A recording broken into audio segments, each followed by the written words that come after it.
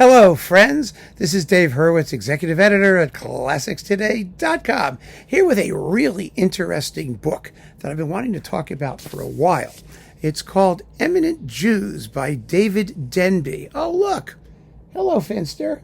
And Finster is here to help us review it. Yes. Okay, there we go. Let's get comfy. Get ready. Are you ready? Yeah, see, she likes it. Oh, look at that. And well, she should.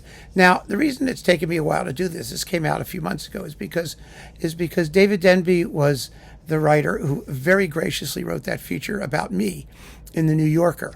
And at the same time that he was doing that feature, he was putting the finishing touches on this book.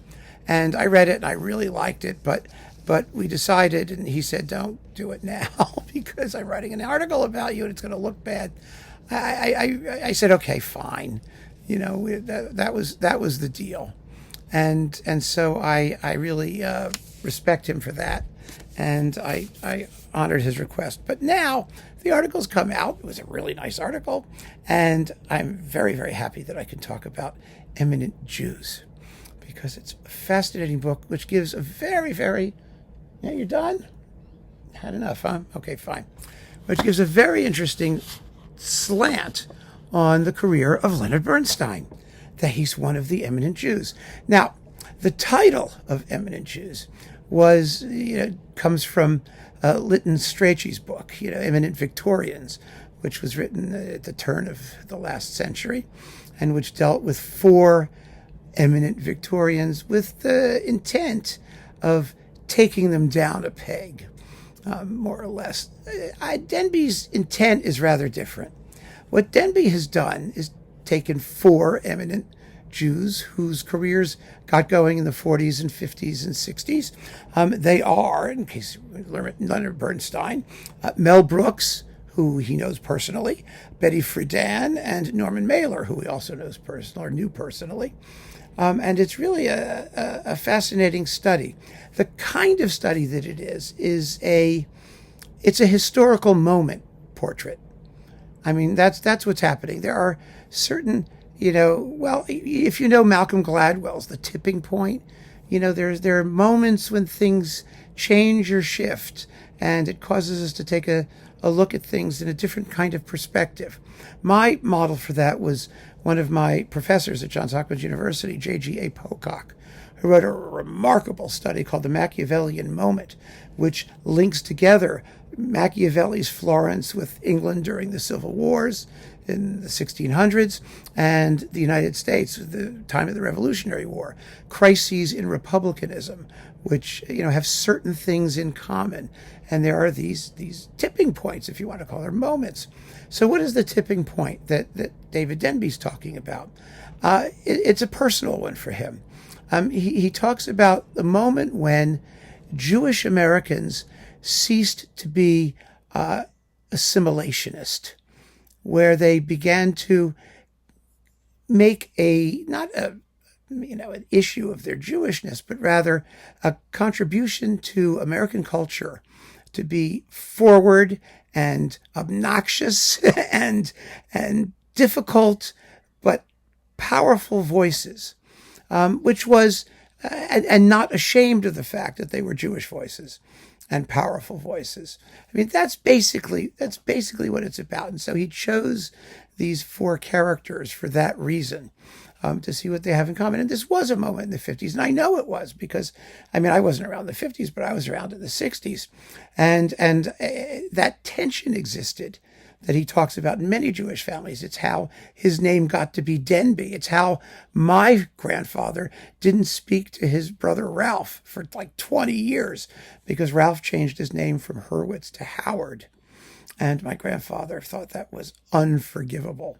And so as a result, they didn't speak for decades. Absolutely decades. Of course, Uncle Ralph, was married to my Aunt Frances, who was nuts. But that's another issue. The bottom line is this definitely happened.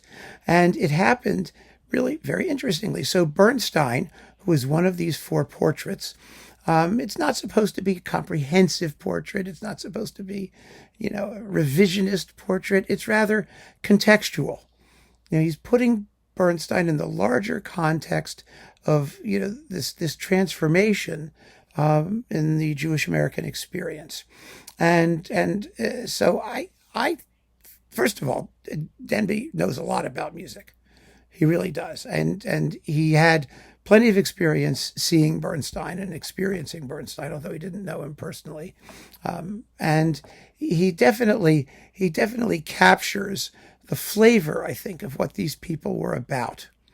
Betty Friedan wrote *The Feminine Mystique*. Remember, in 1962, it was a book that ignited the wave of feminism in the United States. She was also, the first president of the National Organization of Women, which she founded.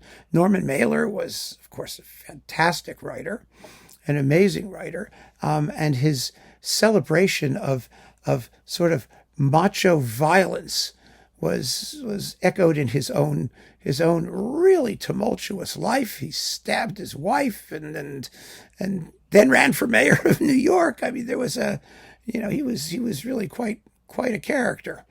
Let's put it that way. I mean, without a doubt.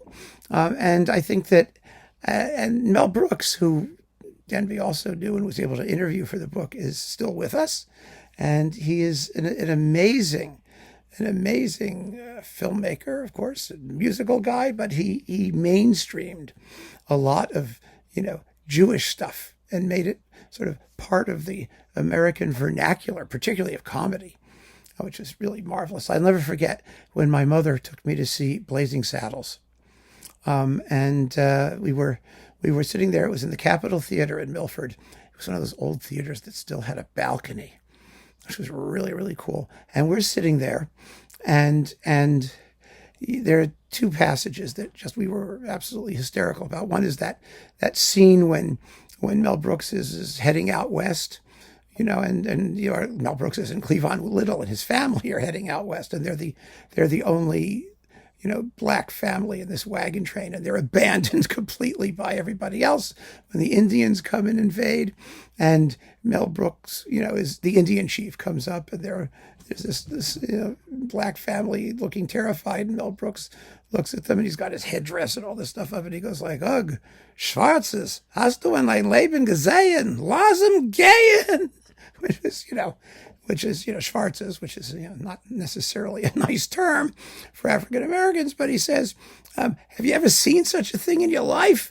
Let him go." And they drive away, and my mother and I and brother are all cackling away, and these other people are sitting around us, and they're looking at us going, we hear them whispering, what do they think is funny?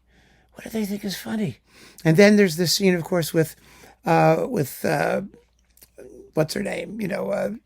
Madeline Kahn as the temptress, Lily von Stupp.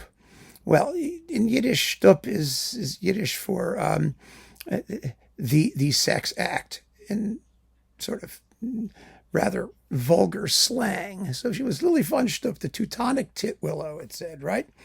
And of course, we looked at that and we just lost it completely. We thought that was hysterical.